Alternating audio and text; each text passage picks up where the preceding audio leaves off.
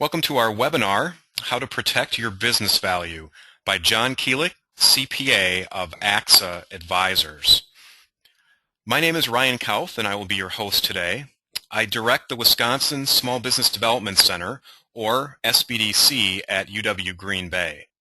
The Wisconsin SBDC is a statewide network of resources working with small business owners and their executives to facilitate their growth and improvement and to help launch successful new companies. The no-cost business counseling and low-cost leadership development at the Wisconsin SBDC at UW Green Bay is funded in part through a cooperative agreement with the U.S. Small Business Administration, or SBA. Our website is uwgb.edu/SBDC. We call these monthly no-cost 30-minute webinars our Secrets to Success series, designed to help small business owners and their executive team members increase their financial success. At the conclusion of this webinar, we will share the upcoming topics, and we encourage you to consider registering for those. We thank Mickey and Tim from First Business Bank and Michael Wentworth of TMR Associates for their partnership in developing and promoting these monthly webinars. Following the webinar, you will receive an email with a link to a recording of this webinar. During the webinar, you are invited to ask questions at any time. Please use the menu along the right side of your screen. Type your question and hit enter. As soon as I see it, I will make note of it for the presenter to address toward the end of our webinar. And now, I'm very pleased to introduce our expert presenter this month, John Keelick, CPA of AXA Advisors. John? Ryan, thank you very much, and good afternoon, everyone. It is my pleasure to be with you this afternoon and hopefully share with you some insight and some ideas on how to protect your business, how to make it better.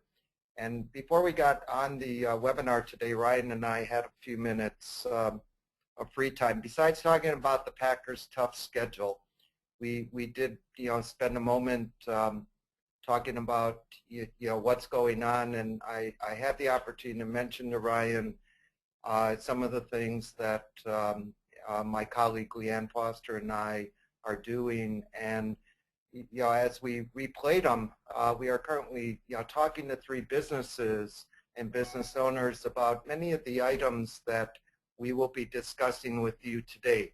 So I'm pleased to say in many ways that while this presentation is actually things that we do put to good use and solutions that we find very helpful to business owners. So with that, next slide, Ryan.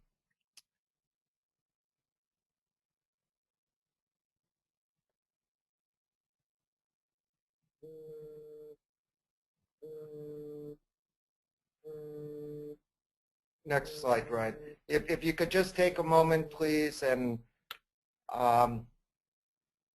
check and take a look at our important disclosure. Thank you. So how can we, the whole purpose of looking at these strategies is really to help you create a future of success for your business.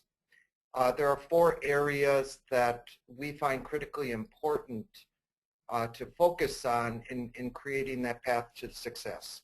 These are, taking care of your employees and executives, which are oftentimes your most valuable asset, protecting you and your business from the unexpected, or as I call it, sort of the risk mitigation, thinking about from the day you start your company on how you're going to prepare for a transfer or a succession of your company, and finally, to gain your personal financial independence.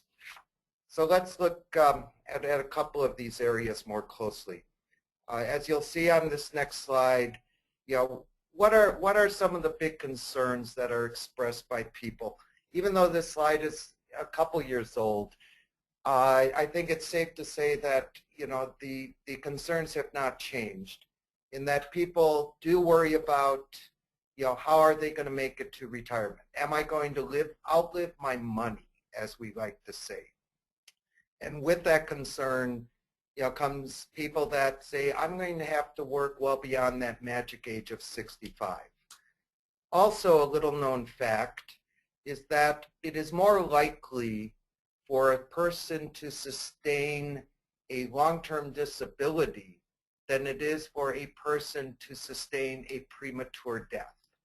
And so with that, as we talk about risk mitigation, you will see that we do have a special concern about adequate disability insurance and look at how that can be used for different situations. So what are some of the concerns for your employees and your executives? As you know, for a small business, this is always a challenge. Funds are tight. But to compete with the big boys, the bigger companies, it is often critical to have in place some very basic things. And one of those might be a retirement plan of some type. And as we'll see, these retirement plans can be very cost efficient and cost effective. And then secondly, having a disability plan in place that protects your employees and protects you. So next slide, please. So as I think everyone online knows, there are several flavors of retirement plans. Some of the more basic structures for small businesses would be a simplified employee pension plan, also called the SEP, or the Savings Incentive Match Plan, called the SIMPLE. Those two plans offer some attractive features for savings. In the case of a SEP, the contributions are employer only. With the SIMPLE plan, employees can make a contribution with a matching contribution from the employer. Both plans are very simple to set up and require little, if any, filing requirements on the part of regulators. Defined benefit plans are the Cadillac. In some ways, these are plans that are seen less and less in the private marketplace, and are in many ways the best way to save, but also one of the more costly ways to save, and require not only a lot of regulatory filings, but actuarial studies and other costs that usually make it prohibitive for the small business. There's deferred profit sharing plans. Profit sharing plans are attractive to the small business because they do allow flexibility of contributions. So in a year where cash flow is tight, the company is not obligated to make a contribution to the plan. And in good years, employees share in the wealth of the company. Finally, a 401k plan. I would imagine that most of our listeners are familiar with the 401k plan. It is a great way for employees to save. It allows for employers matching, and a little known idea is one that a 401k plan can actually be set up for a single person. So if you are a sole proprietor and want to find ways to save the most, a single person 401k may be an option. Next slide, please.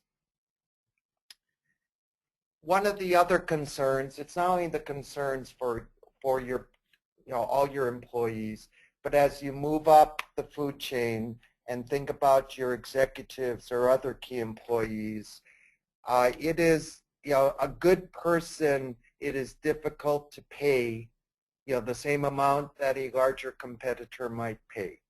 So that is one concern small businesses have, is attracting the right talent.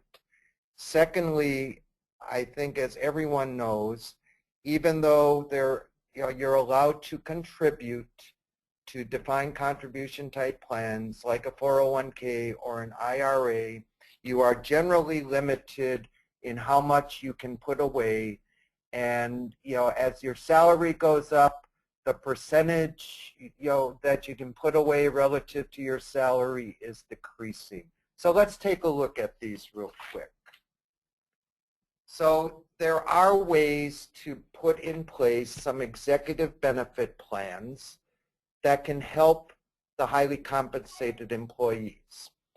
The beauty of these plans are generally there are no contribution caps. They can be designed to retain employees, relatively inexpensive to set up. You can put them in place usually within 30 days, and you can do it without increasing your payroll. And even oftentimes, find tax efficient ways to set these plans up. We'll look, so let's look at a couple of the types of plans. First, there's an executive bonus plan. You can carve out, you can discriminate, carve out a group.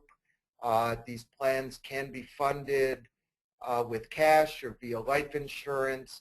There are many options in setting up bonus plans for a distinct group of employees. A deferred compensation plan, or better known as a golden handcuff, is a way to, it's an unfunded plan that promises to pay, an executive a future amount of compensation, after they have fulfilled, certain requirements of employment. And usually it's based on the number of years of employment. Split dollar plans are used, to share the cost of life insurance. It's a way to provide a benefit to the employee in that they are getting at a relatively low cost, higher levels of life insurance coverage. And because the dollars are shared by the company is also able to be beneficiary on, on the insurance policy. So there are advantages to a split dollar plan. Finally, on a group carve out, this is essentially a way to take, let's say, 5 executives, provide them with a higher level of group life coverage. The executive is taxed on a portion of the premium, and that would be, their income tax and FICA, etc. But, it is a small price to pay for a very large benefit.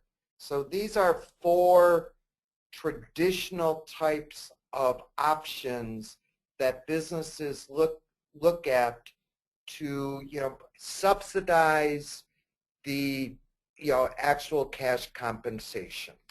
Next slide, please. So how do you prioritize some of the benefits that you provide? Well, most business owners that I have met will prioritize on the basis of can I get a tax deduction? And the good news is that oftentimes there are tax deductions available to the business, which depending on your structure might flow through to the individual return. In the case of all deductions, as our early on slide says, we're not here to give tax advice. So I would really encourage everyone, as you are starting your business or growing your business, to have in your court a good tax advisor. Second idea or thought is, who's in control? Is it you as the employer that has control over the benefits, or is it quote unquote the employee? Certainly, if you are going to be providing these benefits, you might be better off being the person in control. And finally, selectability. As we discussed, there are certain types of plans, in particular, your retirement plans where you're not able to discriminate.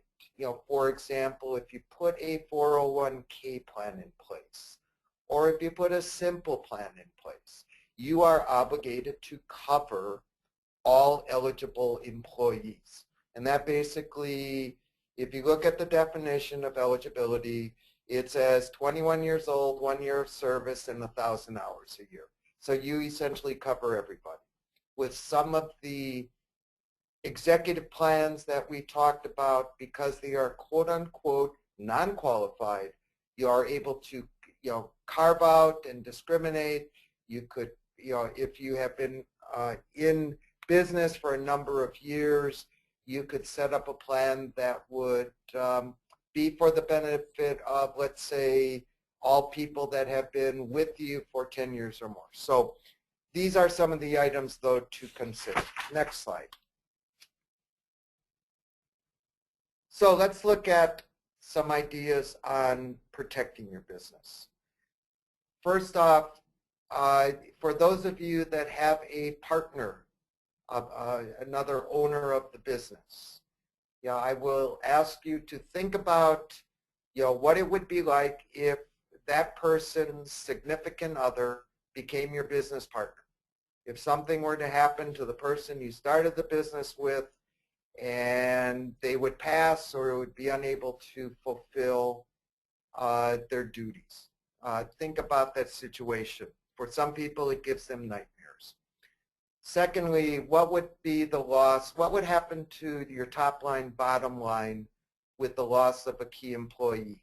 Or better yet, closer to home, what would happen to the top line, bottom line if you as the business owner and business founder were not able to fulfill your duties for a period of time?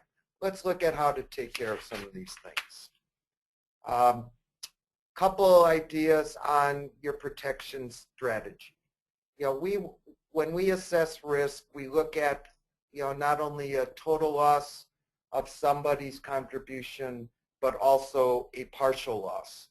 And what can we do to help a business mitigate themselves on a financial side from these risks, as well as what are some steps they should think about if that event should occur. So next slide. First of all, what are some key documents to have in place? One of the key documents is a buy-sell agreement. Generally, buy-sell agreements are for businesses that have more than one owner, and these agreements do spell out what happens if the owner passes, if the owner is unable to fulfill their role in the company, what are the rights of the business to buy out that partner, what is the value at the time of buyout, and covers a number of things like that. Buy-sell agreements, there are tax considerations. Again, consult your tax advisor. And oftentimes, the funding of buy-sell agreements is tied to some of the risk mitigation, which is life insurance. Key person coverage. Think about if you lost the key person. If it's a passing, a death, there is not only the cost of buying out shares, but think about the costs involved in, for a period of time, having to find a new person to fill that role, to reimburse the company for the lost revenue that may occur. So there is a lot of analysis that needs to go into looking at key man coverage. Next slide, please. What are some other considerations? Business overhead expense. As we mentioned earlier, it is more likely that a person is going to sustain a disability prematurely rather than a death prematurely. So what happens if that person is disabled? What happens to you as the business owner is disabled? How do you cover the costs? There are ways to do that, through disability policies. If your business partner becomes permanently disabled, you may want to have a clause that says I can buy out that person in a permanent disability, and we can mitigate those costs as well. And finally, there is the possibility of putting in place the defined an ESOP, which is a way for business owners to share in the ownership through actually a profit sharing type of plan with their employees. Next slide.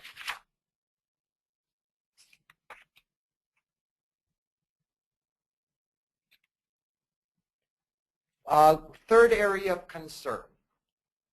How do you transfer your business? What's your exit plan? Every owner should be planning for their personal exits. And so what is going to be that personal exit for you? Sad to say that fewer and fewer businesses are being transferred to the next generation. Back in my early days of working with small businesses, it was usually worried about the third generation or the fourth generation. Today it's becoming even less likely that a business will pass the second generation. One of the reasons that can happen is just not having an adequate succession plan in place. So let's look at some ideas at this point. First idea, sit down, take a little time, be it on a weekend or whenever it might be, and write a succession plan. Think about when you want to make, have the succession, what ideally would be the succession, who would own it after you do, and think about it. This also from oftentimes, as we know, the business is your biggest asset. So there are a number of financial considerations as well that you have to look at and think about in preparing the succession plan. Next slide. So what affects the succession planning? First, think about the business structure. Is it set up as an S corp, LLC, an FLP, family limited partnership? There are different legal considerations and tax considerations in looking at succession of each of these types of entities. What's your company worth? It might be, I would always advise that, either maybe every few years, to sit down with someone and have them, give you at least a backup and an envelope assessment of what the company is worth. Is it gaining value? Is it losing value? These are key considerations that you should have as a business owner. Gifting versus selling. Are you at the time of exit going to, want to give the company to, the next generation? Is it going to be an equity type of event where you want to monetize the value that you have put into that business? And ultimately, there is tax implications on how the transfer takes place.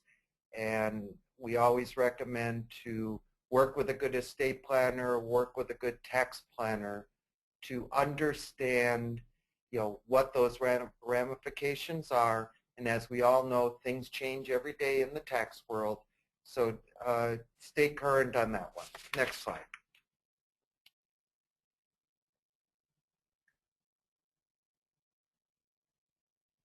I know Ryan's going to get to the next. There we go. Finally, let's start talking about the personal financial independence. Maybe the key for everybody. Normally, when a new business, small business is started, where does capital come from? Generally comes from the owner's pocketbook, the owner's friend's pocketbook, the owner's family's pocketbook. But in any event, the owner is making a very large investment into their business, of their wealth as well as their personal capital to get the business started. Unfortunately, in starting the business and it becoming your biggest asset, most business owners start to spend so much time on the business that they forget to take care of themselves and forget to put an appropriate retirement plan in place. Let's look at some ideas on the next slide. So with the business, it's a succession plan. With a individual, you're looking at putting together an adequate estate plan. Retiring comfortably. I mean, that seems to be everybody's goal, although it starts to take place a little bit later in life. But it's important that you know that you are creating sufficient wealth, even either in the business that can be monetized at the appropriate time, or more importantly, you begin to establish some wealth outside the business that will be supplemented by monetizing the wealth of your, the sale price of your company, so that when you do get to the point of, doing something different, whatever retirement might be, that you will have the adequate resources to do so. Next slide. So some of the things you need to think about on your personal side, similar to the business, asset protection. Again, this is some of the risk mitigation type of factors we discussed. If you have children, cost of education continues to rise, and certainly you need to think about how you will be able to fund those costs when the time comes. The income protection, again, income replacement, which is risk mitigation, having adequate funds, for retirement, and the last bullet point, elder care. It's not that the ability to save enough is, I think, becomes daunting to everyone, because every time we listen to the news, we are reminded of the ever-increasing costs of healthcare, the ever-increasing costs of later stage life type of events like nursing homes and assisted living. And so it does at times become almost scary. But having said that, there are ways to mitigate some of those costs in the future. Next slide. Why plan? If you have a plan in place, you can oftentimes save time. It's there, you know the steps you need to take, and you're organized to do things. By working with the right team of advisors, you know you have the right tax efficiency in place. You can compete more effectively. You're out there, you're against big companies, they're planning. You should also have a personal and business plan in place. And finally, crisis, the death, the disability, a crisis type of event is very stressful. By knowing what to do when something happens and knowing you are protected, it can ease the stresses of those type of events. Next slide. So 5 quick things to do. Talk to your employees. What are they looking for? What makes you the better employer? Why would they want to stay with you, be with you? How can you effectively compete against other businesses in your area for the talent you need? Make that list of the key employees, and don't always think about key as being the highest paid. There are some people out on the shop floor or out in the warehouse that seem to know the secret sauce and are very valuable to your business. Make a list early on who might be there to replace those key employees. Review your plans periodically, at least annually or at least every 2 years, and get a good team of advisors to help you. Tax-wise and legal-wise, and you have resources with Ryan and his team at UWGB that can also be a great resource to you. So with that, thank you. If there are questions, we would be pleased to handle those right now. John, thank you so much. I guess, blaring question that I would have, kind of going back a slide, that's been asked is, the when do you start? And you probably have lots of stories of business owners who started, I don't want to say when it's too late, but when something not so pleasant happened. But what do you suggest?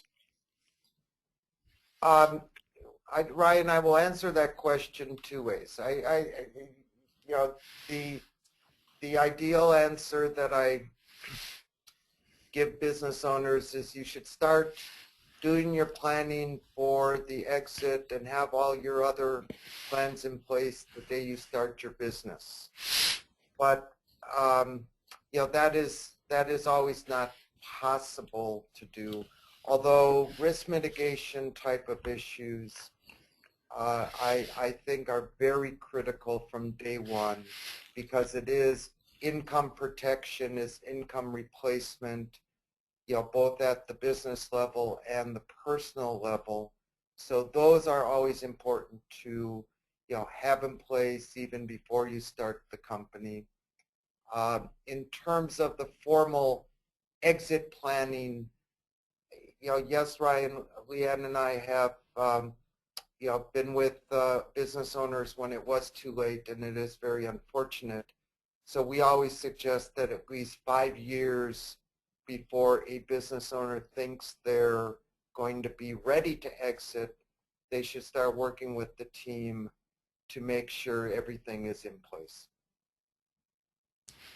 John, thank you so much, and I know Leanne Foster is sitting next to you there, and I want to thank you and Leanne very much for the information that you've shared with us today. It's extremely valuable, and as you've said, people should be starting now. So thank you again. You're welcome. Thank you, Ryan.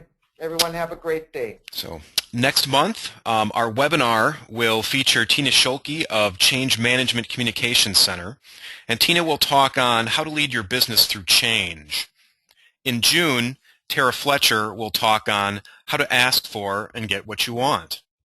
You can register for these upcoming webinars at uwgb.edu/sbdc, and we also have past webinar recordings there. One that might be of interest to this audience is back in October, we did a webinar called How to Prepare Your Business for Sale.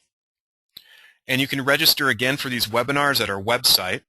And with that, I sincerely want to thank John Keelick and Leanne Foster of AXA Advisors, First Business Bank, and Michael Wentworth of TMR Associates. And I want to thank you all for attending. Have a great day, and go protect your business value. Goodbye.